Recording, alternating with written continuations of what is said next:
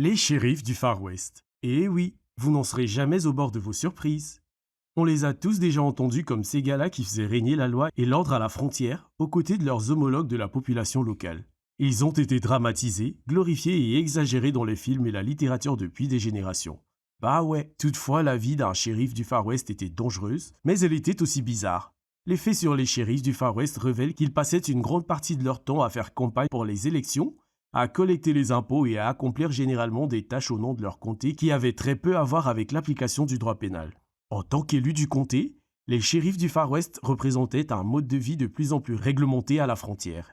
Mais en dépit de tout cela, la question qui retient notre attention aujourd'hui est celle de savoir à quoi ressemblait réellement la vie d'un shérif du Far West. Curieux d'en savoir plus? Allez, pas de souci. Restez scotchés à votre écran car aujourd'hui, nous allons ensemble découvrir à quoi ressemblait vraiment la vie d'un shérif du Far West. Hey hey! Avant de commencer, si vous êtes fan des histoires similaires, prenez juste 2 secondes pour vous abonner et activer la cloche de notification les gars. Ouais, c'est 100% gratuit. Top, c'est parti. Savez-vous pourquoi les shérifs n'étaient pas que des flingueurs mais aussi des politiciens? Sûrement non, pas vrai? En effet, le shérif du Far West devait être bon avec ses armes, mais l'habileté avec une arme à feu n'était pas suffisante pour qu'un homme gagne l'insigne. En tant que représentants élus, les shérifs étaient élus par les habitants du comté, soit à intervalles réguliers, soit lors des élections spéciales. Ils devaient donc avoir un bon contact avec les gens. Persuasif à la fin de l'été 1869, James Butler Hickok, plus connu sous le nom de Wild Bill, est élu shérif du comté d'Ellis au Kansas par une population désireuse de mettre un terme au chaos ambiant. Les tactiques de Hickok pour maintenir la paix étaient trop agressives pour les bonnes personnes du Kansas.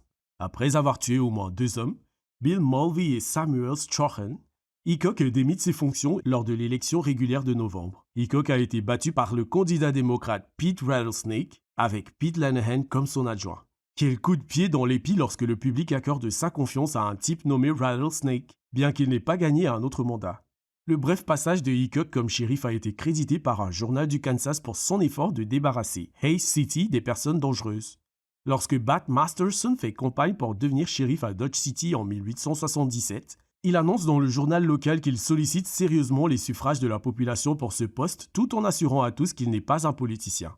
La campagne de Masterson porte ses fruits et il prend ses fonctions de shérif de Dodge City en janvier 1878. Il se fait connaître de ses électeurs comme étant un homme froid, décisif et méchant avec un pistolet.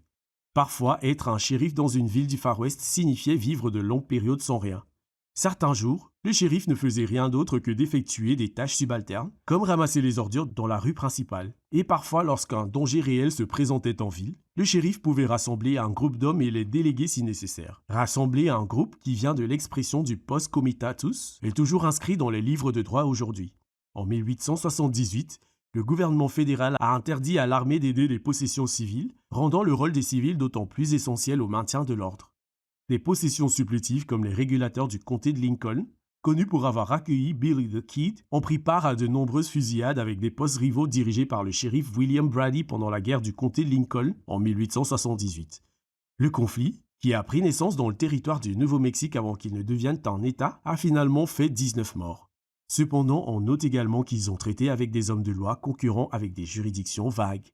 Toutefois, les shérifs desservaient les comtés entiers, mais ils n'étaient pas la seule loi du pays. En plus des maréchaux locaux de la ville et d'autres hommes de loi locaux, les shérifs ont interagi avec ou se sont heurtés aux maréchaux fédéraux. Bien que les films et les émissions de télévision donnent l'impression que les armes à feu et la violence armée n'étaient pas réglementées dans le Far West, de nombreuses villes appliquaient les lois strictes en les interdisant. À Tombstone, qui se trouvait sur le territoire qui allait devenir l'Arizona, les visiteurs étaient tenus de rendre leurs armes lorsqu'ils entraient dans la ville. Les hommes étaient censés remettre leurs armes dans un hôtel ou un bureau local de lawman. En 1881, l'homme de loi local était le marshal Virgil Earp. Dans sa lutte pour contrôler les rues de Tombstone, le marshal Earp délègue ses 2 frères, Wyatt et Morgan, ainsi que John Henry Doc Holliday, pour l'aider à maintenir l'ordre. Lorsque les cowboys Billy Clanton, Tom et Frank McLaury ont refusé de rendre leurs armes à Earp et à Holliday, cela a conduit à une bagarre qui a laissé les cowboys 6 pieds sous terre. Tombstone a rendu le contrôle des armes populaires, mais ce n'était pas la seule ville à avoir des lois sur les armes. Deadwood, Dakota du Sud, Virginia City, Nevada et Dodge City au Kansas ont tenté de réglementer les armes avec plus ou moins de succès. Finalement, en 1874, Dodge City a interdit les armes pour toute personne autre que les agents de la force publique.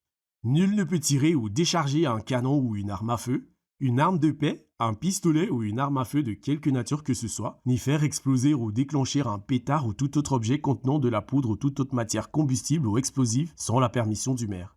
Alors que les shérifs servaient des comtés entiers, ils n'avaient pas le dernier mot lorsqu'il s'agissait de la loi du pays, à l'instar des marshals et autres hommes de loi locaux. Les shérifs interagissaient avec les marshals fédéraux, auxquels ils sont parfois confrontés. Les town marshals peuvent être élus ou nommés. Wyatt Earp a été adjoint au marshal dans tout le Kansas, tandis que son frère Virgil a été marshal à Tombstone.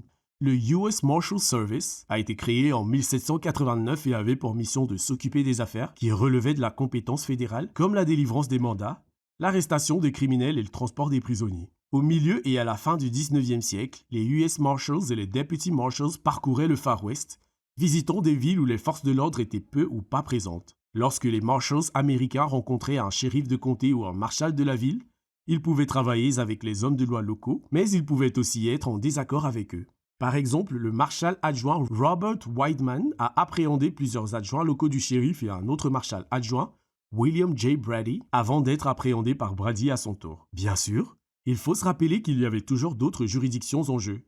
L'armée avait ses propres agents d'exécution sur la frontière, et dans des endroits comme le Texas, les Rangers patrouillaient la frontière avec le Mexique. Alors qu'un shérif avait le pouvoir de former un groupe, il doit aussi avoir le jugement et l'équilibre pour savoir quand le poste tourne mal. Par exemple, un poste peut très facilement se transformer en groupe d'autodéfense et prendre les choses en main tout en agissant dans le respect de la loi. Habituellement, ces groupes d'autodéfense se forment en réponse à des crimes courants contre des violations de propriété, en particulier le vol de chevaux. Parfois, ils se forment et ciblent des individus qui, selon eux, ne s'intègrent pas dans la communauté.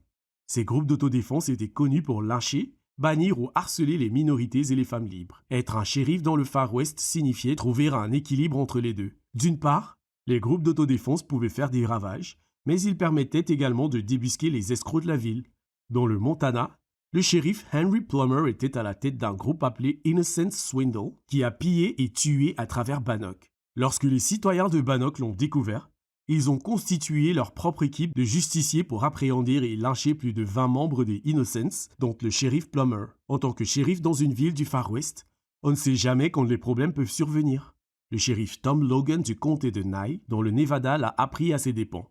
En 1906, le shérif Logan a perdu la vie en combattant un joueur professionnel de mauvaise humeur. Logan ne portait que sa chemise de nuit lorsqu'il est arrivé à la maison de la ville minière, la maison de gloire.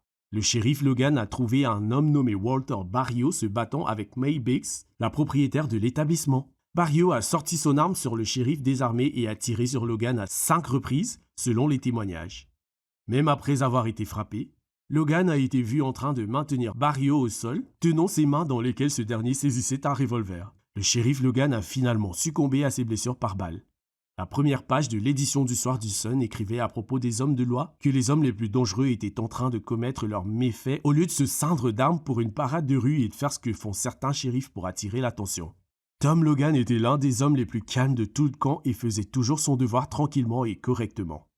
Il regardait le canon d'un pistolet chargé sans frémir et il n'en pensait jamais rien. Un shérif modèle, un bon citoyen. Le shérif Logan était un homme utile au monde dans lequel il vivait.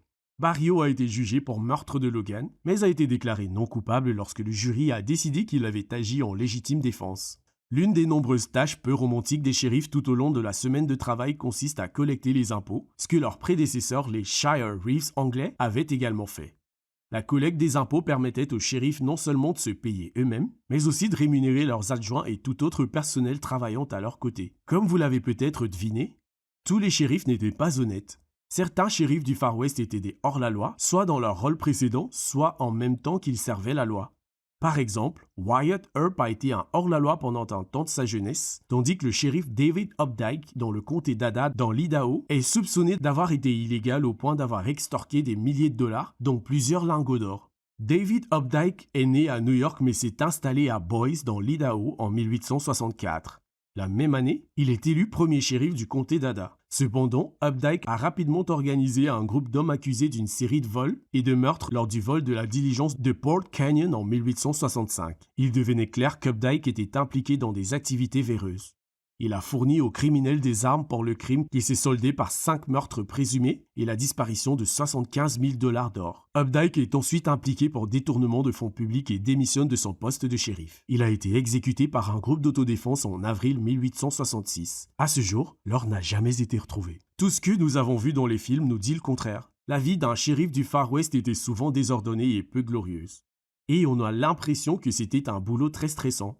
Malgré le salaire et les avantages annexes, leur journée était aussi stressante que celle des personnes qui font respecter les lois de nos villes et villages d'aujourd'hui. Dès lors, quel type de shérif auriez-vous été dans le Far West? Partagez-nous vos réponses dans les commentaires et nous vous donnons rendez-vous dans nos prochaines vidéos pour plus de vidéos sur les histoires autour du Far West. Ainsi, nous vous remercions par la même occasion de rester fidèles à notre chaîne et faites-nous également savoir si vous aimeriez voir d'autres sujets et vidéos sur la chaîne. Merci une fois de plus et à très bientôt.